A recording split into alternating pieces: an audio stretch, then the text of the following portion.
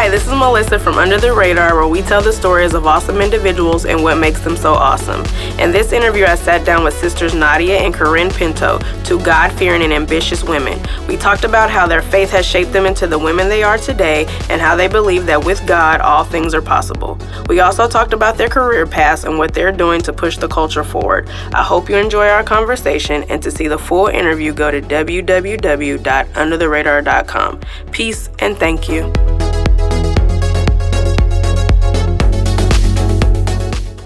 God-fearing and ambitious. Okay. And Carin? God-lover and diligent. God-lover and diligent.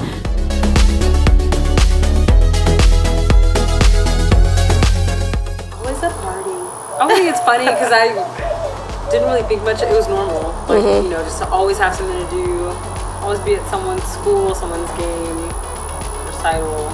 Like, Yeah. I would say like encouragement and activity and all that stuff was just a constant force. So life was so fluid and moving, and you know, you always had something to do with all of your siblings that, you know, we always wanted to strive for like what is best, what is, you know, what's the next thing in life, and it was just the normal way of living.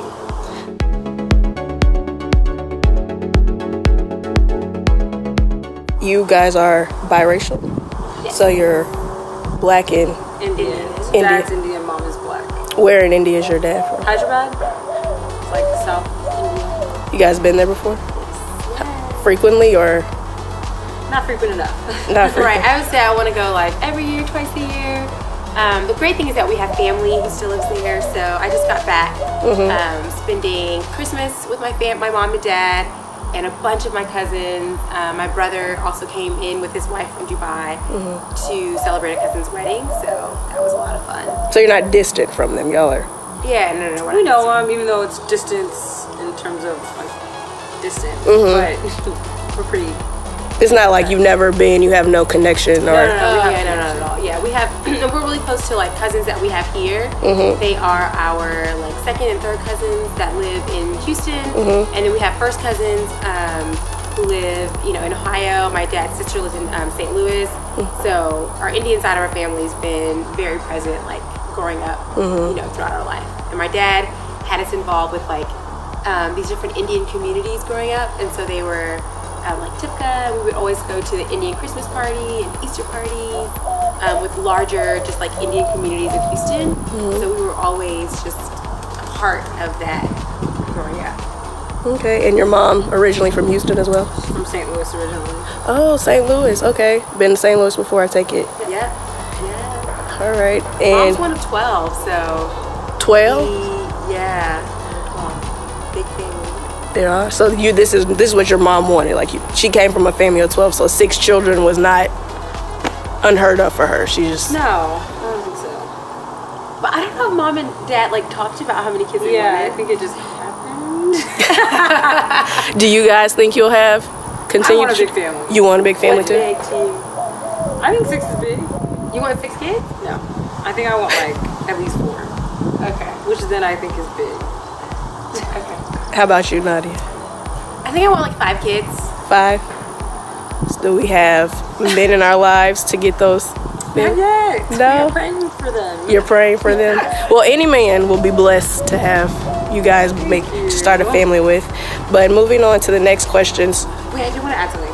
So just about like growing up, I think one thing that I look back on and think about growing up in a big family, I always had, you know, as being one of the younger ones, always had an example to look to.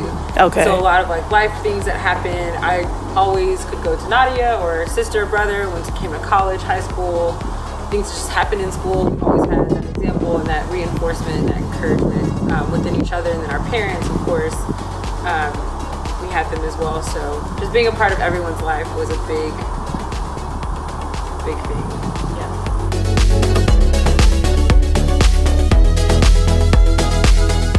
Well, I think so. Having that foundation, starting off young, I think the church we grew up in, and the pastor, and just being a part of that church, and of course our parents reinforcing it, really pushed us, or pushed me, I think all of us, to understand those values, those morals, and what God set before us in terms of a way and a life that we should live to please Him and to just walk according to His will. And then, of course, life happens and you go through things. And I think in college, I always knew what was right and wrong.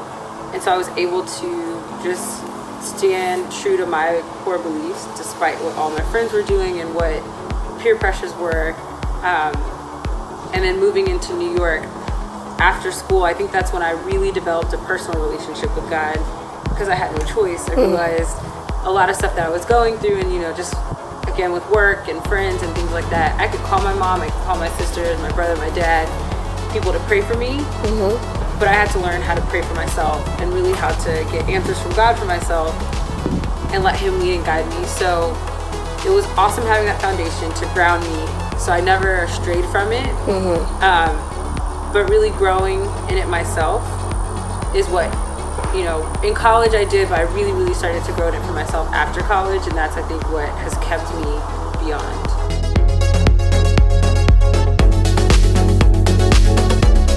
Yeah, so when I moved to New York,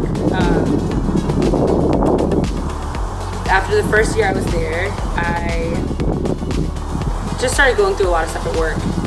I was really unsettled, and everything had been perfect for me before then, and everything just kind of turned around. And so I knew that it was nothing but God that could get me out of it or give me the right answers, because I didn't just want to make an arbitrary choice okay, if I'm going to quit and look for another job.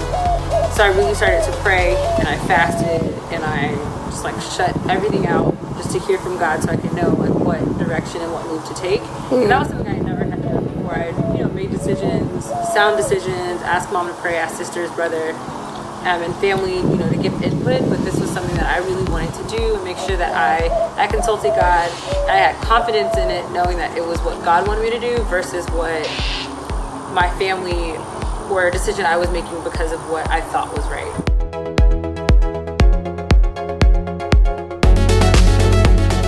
I think it's when you're grounded in your faith, it guides everything you do. So I wake up thinking about God, and I go to bed thinking about God. And as I've gotten older, and more, I think when you get older, life begins to settle, and so you're not so consumed. Well, I think it settles in the sense of when you're younger, you're efficient, and you're all these things are out there, and you're reaching for these things. But the older you get, the more larger grasp we have on the things that you desire, right?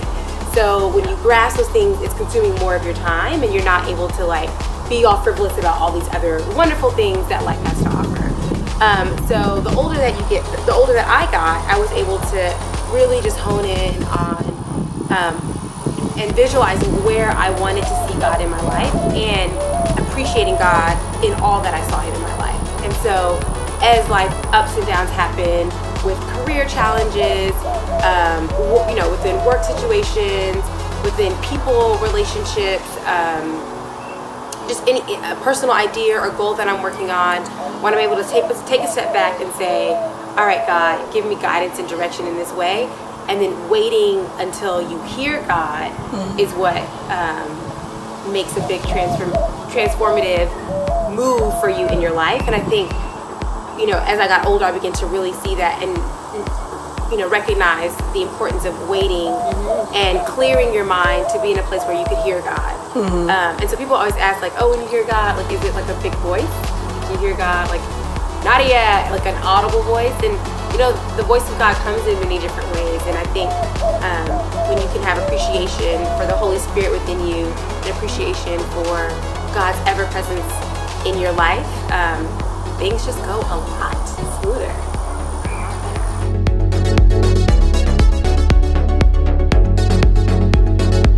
I was in a Bible study yesterday, and the minister said, if you were here on earth for 150 years, to us right now, we're that's a long time. But then our spirit lives for eternity, right? So we have eternity after death. And so 150 years is a day. Yes. Not even a day. So if I experience all the ups and downs that life has to offer in my 150 years, that's nothing to what the promise of life with God is, life in heaven after.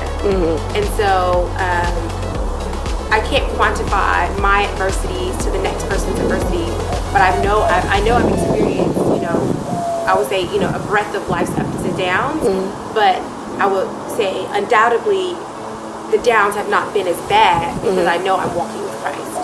Okay. And like as scripture says, like he will guide us through the shadows of the valleys. He will guide us through the shadows of the valleys of death. Yeah. So.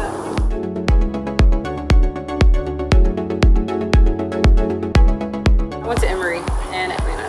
And what'd you study? Studied marketing and consulting and venture management. And is that what you're doing right now? I am. So I'm doing marketing, advertising. I work for a full service ad agency, and that's where I started my career as well, and then ad agency. What company did you start with? Started with Ogilvy and Mather in New York. Moved there after school, was there for 4 years. Only with Ogilvy for 2 before I quit. Started my own company. It's part of my whole faith journey as well. Just getting to that place of what am I doing? Why am I here? And that really pushed me to really seek God and understand what His will was for my life. And yeah, so I was at Ogilvy for 2 years. Ended up quitting, starting my own company. I was like, if I don't do it now, when will I do it? So I started a branding strategy company called Curatum. I did that for 2 years, and then I moved back home. Okay, so I moved back home and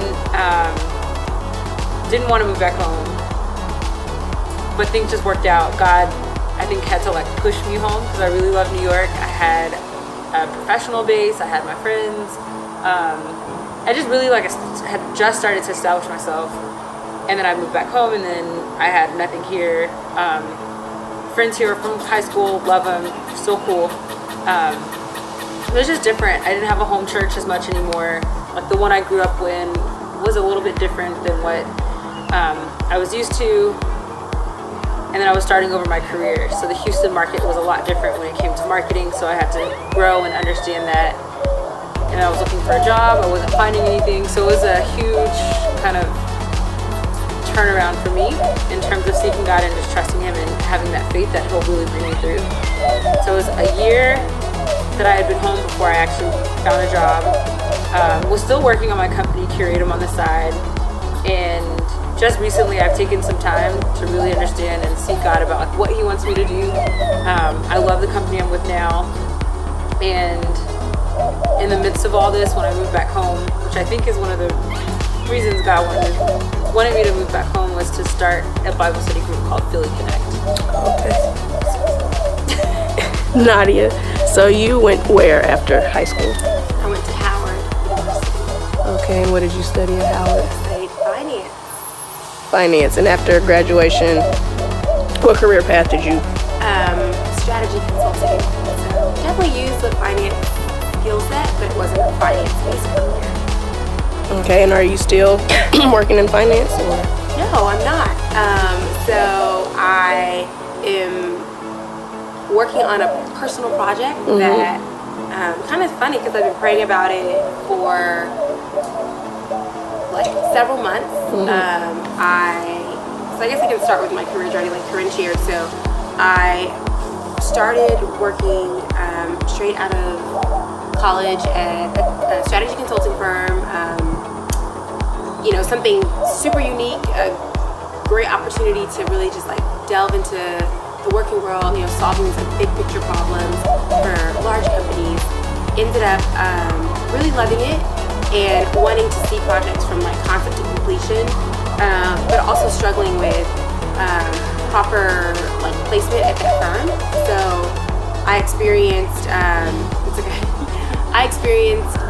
having leadership that didn't have my best interest in mind within my first year, and that was a really big struggle for me because when I first came to that company, the support was enormous, but it was from the DC office, the Atlanta office, and the other offices that weren't here, and I joined in Houston, and it was completely different. And so when I went into that environment where I had awesome reviews, but the leadership wasn't placing me, according to my track, I was like, this isn't right. Like I didn't feel as a young,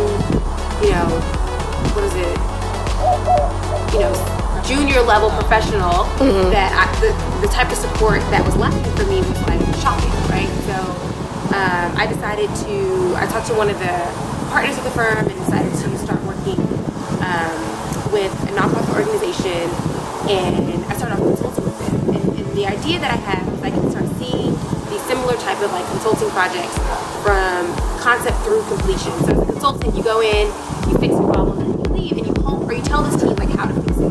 You don't really know if they do it, but they paid you a bunch of money that you think that they're gonna like do it. Obviously, it works, right?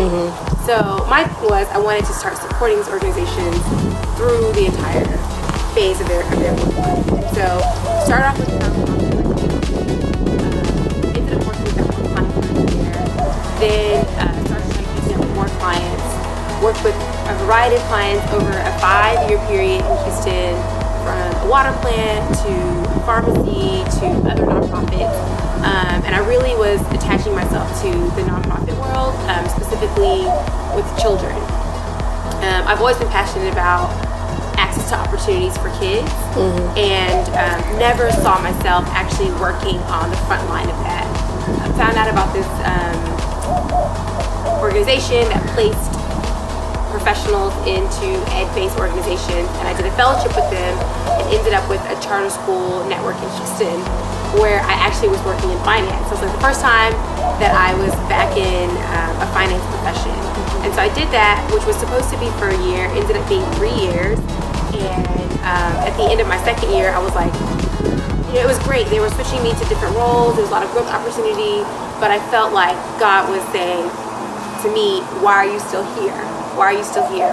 So I started to pray about opportunities and, seeking God's answer in where I need to go next and what I need to do next. And if I kept hearing within my spirit that I've already given you an idea, but you're not stepping out on faith and doing it.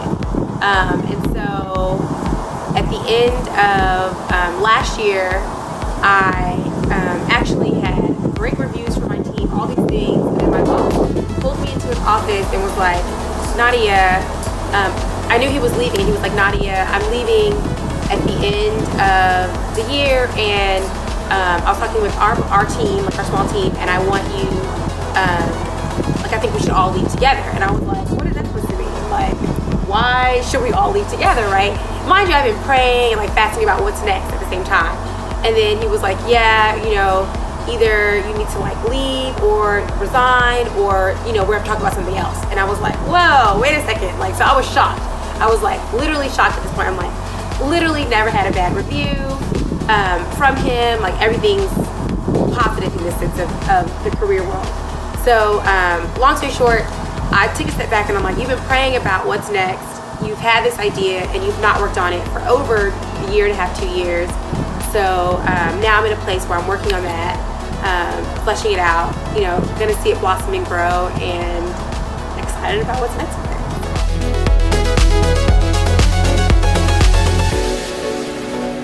So I've always like loved fitness. Growing up, my mom used to like clear out our den area, and we would just turn on music and dance like as little kids, like literally just dancing around the house. I never stuck with any sport or anything like that. Like as a little kid, I played every sport, through middle school and high school. But I've loved like being active, being outdoors. And I started doing yoga with my dad and mom on Saturdays randomly one summer. And I was like, oh, this is fun, like a way to, breathe, to appreciate God, to appreciate, mind and body connection. And I joined a studio here in Houston that I was really cool to love in the community. And the studio owner asked me to teach a specific class that they were launching. And so the studio owner asked me to teach a specific class that they were launching. And so I did a training and started teaching. And then got really hooked. So. Where is that? What's the name of that studio? The studio's called Yoga One Houston. And when can you should all come check it out. I teach at the Bellaire location. I teach a funky hardcore boot camp class with like hip hop music to soul. I do a variety of music styles, and it's like a boot camp class in a hot yoga room. It's crazy, intense. Whoa. And Melissa comes to it.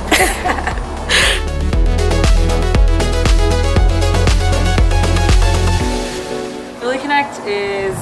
I say it every week. No. Yeah, right? So I got this down.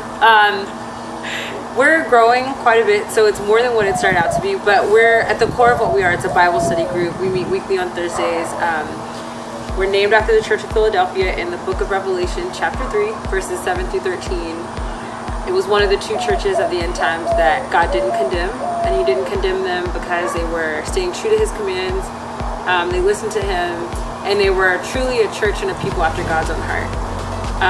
And the two promises he made to them were that he would keep them from the coming times of trial and that he would open doors for them. And so our goal with Philly Connect, I started it with a friend. Yes, our goal is to really just be this group, to be a group of young people truly after God's heart, to seek him in everything that we do, to encourage each other, uphold each other, and really push each other forward in their walks with Christ.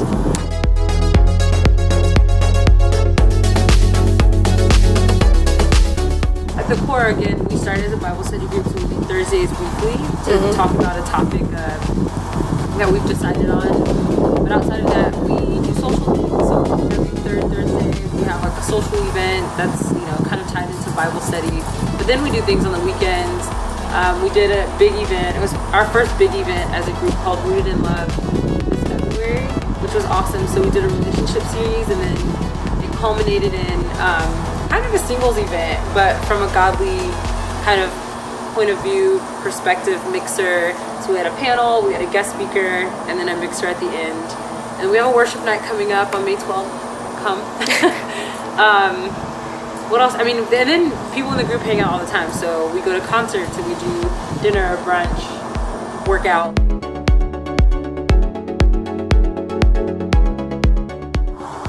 We are mostly 20s and 30s. Mm-hmm. And do you see it going past just in Houston, or what's the overall view or plan? We're praying about that now. You're praying about it? Yeah. We'll see. I say a lot of people will like ask, are you guys gonna bring this? Can you live stream it? Can you is there a way? And it just shows that there's a desire amongst young people, specifically for us, since our community is people of color, to connect with other believers that are sharing the same life experiences with them and growing together. So I think what really sticks with our Philly Connect group is that we're going through life together. And people can say all the time, like, oh, I don't need you. But God created us to live and do this thing called life together. And so Philly Connect creates an environment for people to do just that, to experience a beautiful testimony to run back to after the fact that we prayed about it for 3-4 weeks and it came through.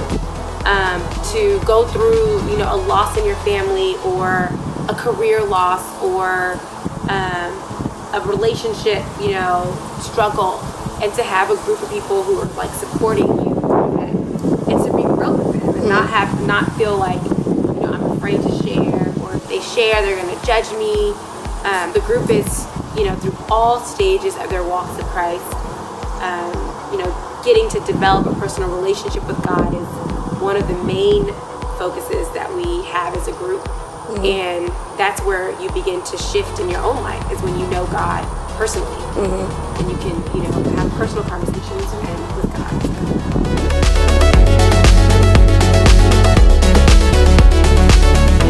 I think that's like a really big question. So during that period, I was saying like 6 months before, it's like mid of last year, I was really praying about that.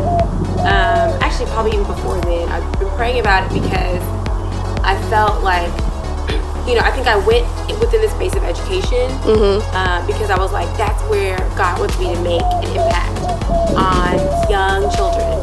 And I knew I didn't want to be in the classroom. I think that's like, teachers are very special. And I was like, it's just not necessarily where God wanted me. But I wanted to be in a place where I could still have a direct impact on kids and lives. On kids and their lives and their future. And I began to I think when you get into an organization, you get to see, especially the level I was, you get to see the good and the bad. And I was like, oh, this is not like, when you get in, you're like, this is not what I thought. And people's hearts and minds aren't where you thought you know, they should be in the role that they're in. So I was like, God, you know, what are we supposed to do as a generation when we see our brothers and our sisters falling in this way? And what are we supposed to do as a people, as a human race, you know, to stop and combat this? And so I think for a lot of people, we felt helpless. Like there's nothing I can do, right? So I cannot go and like stop a whole police force from murdering my brother, my father, my uncle. I cannot go and, you know, make new policies that will shut down, you know, X, Y, or Z, right? Like there's all these things that we look at and like the situation is so big that what can I do as a person? And so we have beautiful organizations that are mobilizing and creating a stronger voice. And so I support some of those organizations, just, you know, little things like signatures. And I'm like, that's not that big, but when you do have a larger voice as a number, donations, whatever, then you do get to impact in a larger way. I also started supporting political PACs that supported people of color who had vision that I support, like Senator Kamala Harris, her entire vision for California as Attorney General and now as a senator. Like she's someone that I support, the things that she believes in. And so I may not be a senator myself, but I'm going to support her in any way that I can.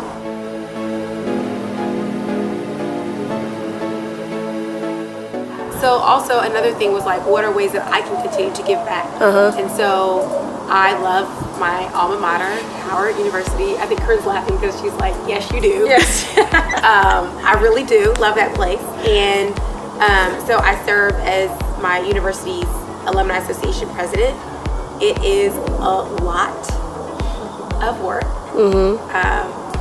It is a growth experience for me to partner with other more powerful professionals across the globe who are leading and just as passionate about Howard as I am and leading their local constituent unit clubs to work with them to further the mission of Howard and to be at a place where I'm supporting an institution that is empowering thousands of young minds to change the world on a daily basis is me tapping into a place where I'm giving more than I ever could give alone. So it's allowing me to have a voice that I didn't think I could have as one person. And so I love the job of service to Howard. I love the job of HUAA president, even when I'm like, what am I doing? I think people do it mainly when they serve at that position when they're like a little bit older. I'm definitely the youngest HUAA president by like at least 10 years. Really? Yeah, ever. Oh, wow. I think because people do it later on in life. Right. When you have more time, you need more flexibility in your schedule and all that kind of stuff. So I've been really blessed to make it work at this time in my life. So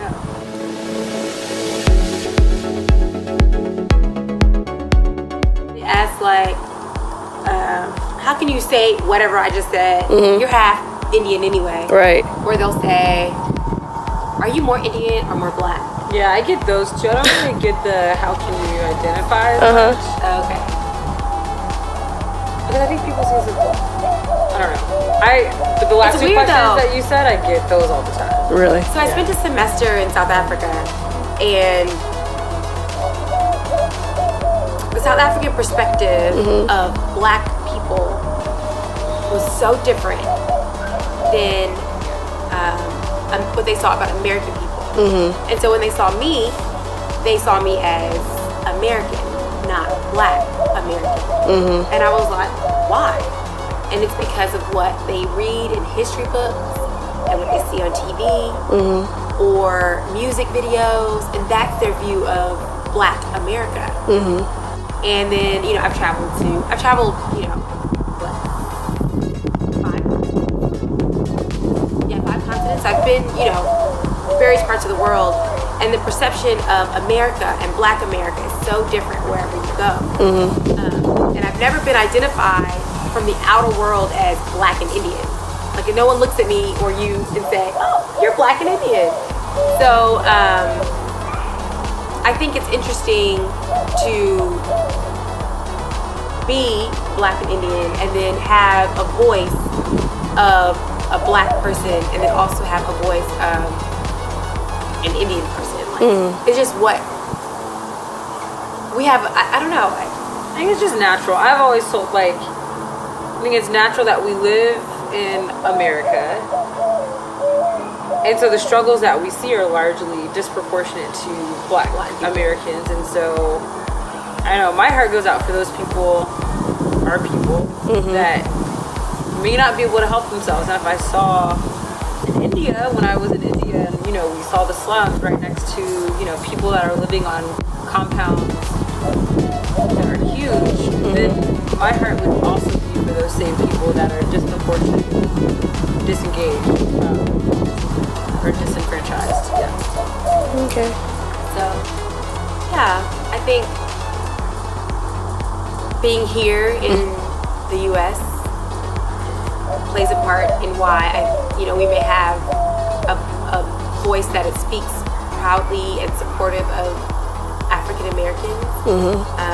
But you placed me. I did a pro bono work in India, working with women in child development, creating microfinance loans for them for a couple of months before I started working full time, so after undergrad. And I was like just pouring out all of myself to that, and I was very passionate about it because I saw them as me. Like, you know, maybe I don't speak Hindi or speak your language, but my blood runs through the same blood. Like, this is my father's homeland, and so I think we're always just connected to roots. I think as humans, you're always connected to your roots, wherever they may be.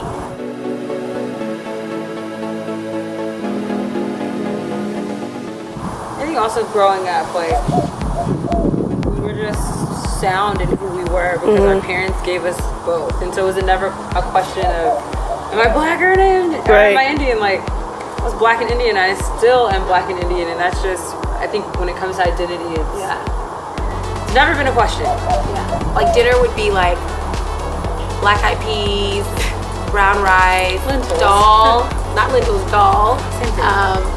But I'm saying like dal, roti, biryani, and a salad. Like, you know, food was always mixed. Our cultures have always been very mixed.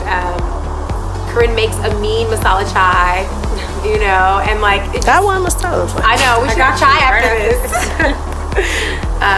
So yeah, we just grew up very mixed, but very normal, but very conscious of who you are. Yeah.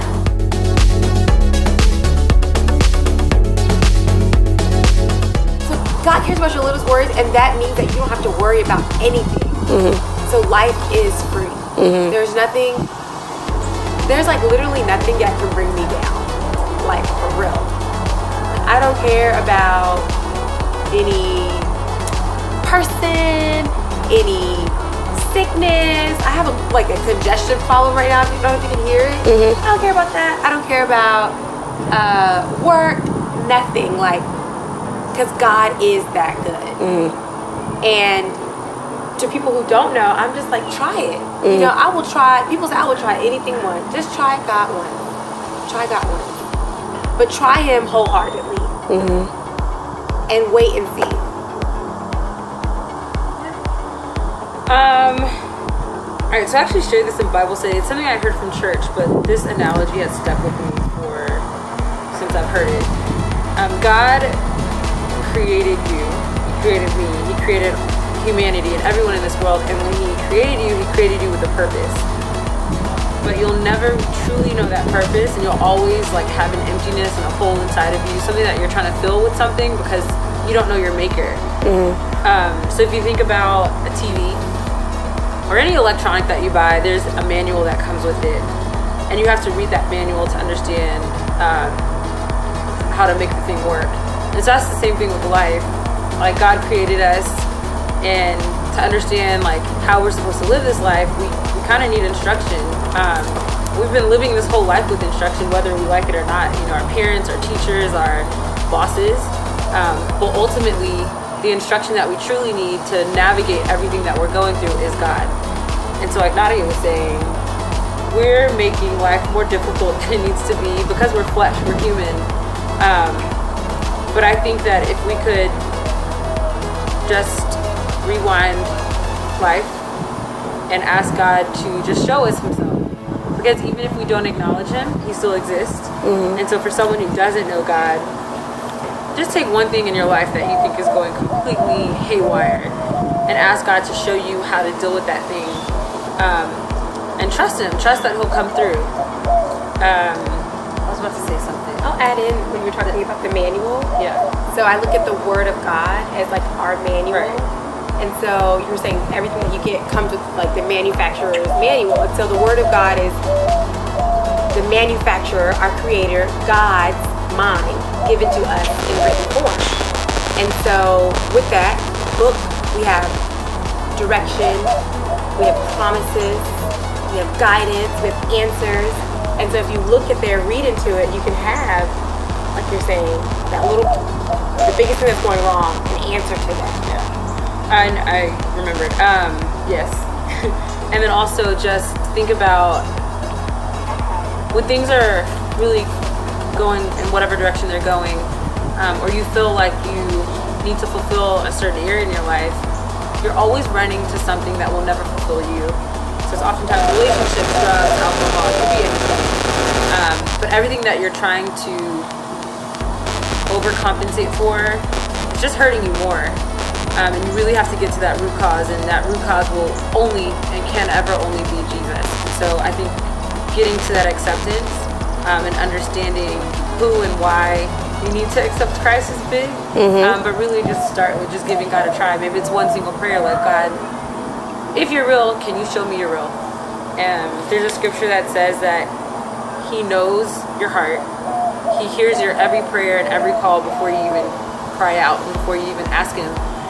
So if you ask that question, he will answer you, and you can ask it sincerely with a pure heart, and just trust that he'll come through. Thank you, ladies. Welcome.